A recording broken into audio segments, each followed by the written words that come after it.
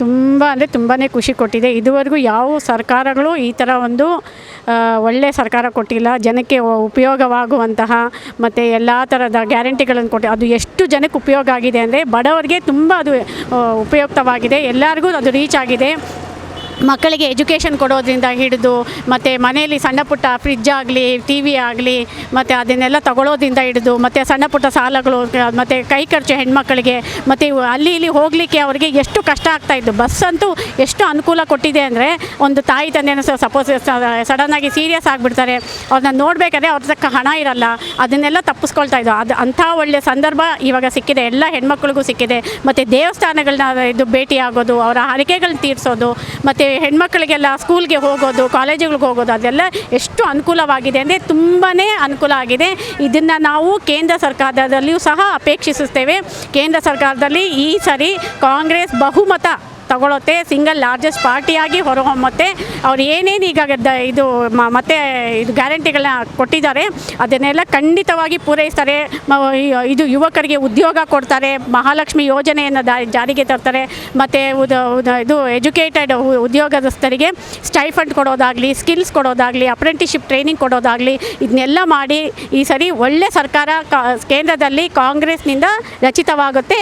ನಮಗಂತೂ 100ಕ್ಕೆ 100 ಭರವಸೆ ಇದೆ. ನಮ್ಮ ರಾಹುಲ್ ಗಾಂಧಿಯವರು, ಜನಪ್ರಿಯ ನಾಯಕರಾದಂಥ ರಾಹುಲ್ ಗಾಂಧಿಯವರೇ ಪ್ರೈಮ್ ಮಿನಿಸ್ಟರ್ ಆಗ್ತಾರೆ. ಅದನ್ನು ಅಡ್ವಾಣಿಯವರೇ ಹೇಳಿದ್ದಾರೆ. ರಾಹುಲ್ ಗಾಂಧಿಯವರು ಇದು ಜಗತ್ ಪ್ರಸಿದ್ಧವಾದಂಥ ಒಳ್ಳೆಯ ವ್ಯಕ್ತಿ, ಆ ಥರ ಒಂದು ಗುಣನಡತೆಯುಳ್ಳ ವ್ಯಕ್ತಿನ ನಾನು ಇದುವರೆಗೂ ನೋಡೇ ಇಲ್ಲ ಅಂತ ಅವರ ಒಂದು ನಾಯಕರೇ ಅಡ್ವಾಣಿಯವರೇ ಹೇಳಿದ್ದಾರೆ. ಸೊ ನಮಗೆ ತುಂಬ ಹೆಮ್ಮೆ ಆಗಿದೆ.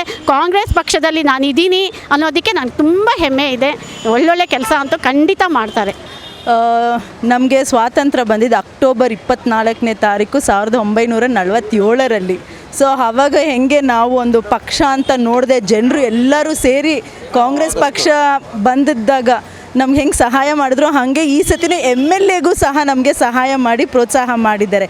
ಸೊ ಅದನ್ನು ತದನಂತರ ನಾವು 5 ಏನು ಸ್ಕೀಮ್ಗಳನ್ನು ಘೋಷಣೆ ಮಾಡಿದ್ವಿ, ಜನರಿಗೋಸ್ಕರ ಮಾಡಿದೆ. ಯಾಕಂದರೆ ಕೋವಿಡ್ ಸಮಯದಲ್ಲಿ ಎಲ್ಲರ ಹತ್ರ ಅಷ್ಟು ಹಣ ಇಲ್ಲ, ಉದ್ಯೋಗಗಳು ಏನಿರು. ಸೊ ಅವ್ರಿಗೆಲ್ಲರಿಗೂ ಒಂದು ಮಾರ್ಗದರ್ಶನ ಆಗಬೇಕು ಅಂತ ಹೇಳಿ ನಾವು ಒಂದು ಸ್ಕೀಮ್ಗಳು ಕೊಟ್ಟು ಆ ಸ್ಕೀಮ್ಗಳನ್ನೆಲ್ಲ ಪೂರೈಸಿದ್ವಿ. ಸೊ 1 ವರ್ಷ ಆಗಿದ್ದಕ್ಕೆ ನಾನು KC ರೆಡ್ಡಿ, ನಮ್ಮ ರಾಜ್ಯದ ಪ್ರಥಮ ಮುಖ್ಯಮಂತ್ರಿ, ಅವರ ಮೊಮ್ಮಗಳಾಗಿ ಇಡೀ ಕರ್ನಾಟಕದ ಜನತೆ ಪರವಾಗಿ ಅಧ್ಯಕ್ಷರು DK ಶಿವಕುಮಾರ್ ಮತ್ತು DCM ಅವರು ಮತ್ತು CM ಅವರು ಸಿದ್ದರಾಮಯ್ಯ ಅವರ ನೇತೃತ್ವದಲ್ಲಿ ಇಡೀ ಮಿನಿಸ್ಟರ್ಸು, ಇಡೀ ಜನಾಂಗ, ಇಲ್ಲ ಕಾಂಗ್ರೆಸ್ ಅಷ್ಟೇ ಅಲ್ಲ, ನಾವು ಬರೀ ಕಾಂಗ್ರೆಸ್ ಅವ್ರಿಗೆ ಸ್ಕೀಮ್ ಮಾಡಲಿಲ್ಲ, BJP JDS ಎಲ್ಲರೂ ಪ್ರತಿಯೊಬ್ಬರು ಆ ಸ್ಕೀಮ್ಗಳನ್ನು ಅನುಭವಿಸಿದ್ದಾರೆ, ತಗೊಂಡಿದ್ದಾರೆ, ಇನ್ನೂ ಅದನ್ನು ಫಲಾಂಶಗಳಾಗಿದ್ದಾರೆ. ಸೊ ಹಾಗಾಗಿ ಬಹಳ ಸಂತೋಷ ಆಗ್ತಿದೆ. ನಾನು ಕಾಂಗ್ರೆಸ್ ಪಕ್ಷದಲ್ಲಿ ಇದ್ದೀನಿ ಮತ್ತು KC ರೆಡ್ಡಿಯವರ ಮೊಮ್ಮಗಳು ಹಾಗೆ ಇರೋದಕ್ಕೆ ಇನ್ನೂ ಸಂತೋಷ ಪಡ್ತಾ ಇದ್ದೀನಿ.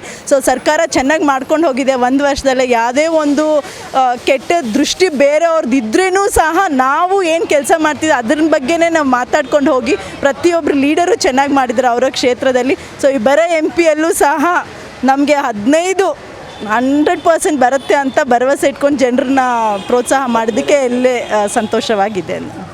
ಅಲ್ಲ, ಜನರಲ್ಲಿ ಏನೇ ಒಂದು ಭಾಗ್ಯ ಕೊಟ್ಟರೆ ಮಾಮೂಲಾಗಿ ಪ್ರತಿಯೊಬ್ಬರು ಅದು ಅನ್ಕೋತಾರೆ. ಬಟ್ ನೀವು ಜನರನ್ನ ಹೋಗಿ ಕೇಳಿ, ಯಾರ ಫಲಾನುಭವಿಗಳು ಅವ್ರನ್ನ ಕೇಳಿ ನಿಮಗೇನು ಅನುಕೂಲ ಆಯ್ತು. ಇದು ಅನುಕೂಲ ಎಷ್ಟೊಂದು ಜನ ಹೆಣ್ಮಕ್ಳು, ನಾನು ಒಂದು ವಿಡಿಯೋ ನೋಡಿದೆ, ಆ ತಾಯಿಯ ಮಗನ ಸತ್ತೋಗಿದ್ದಕ್ಕೆ ನನಗೆ ನನ್ನ ಹಣ ಬಂದಿದ್ದು ನನ್ನ ಮಗನ ದೇಹ ಸಂಸ್ಕಾರ ಮಾಡೋಕ್ಕಾಯ್ದು.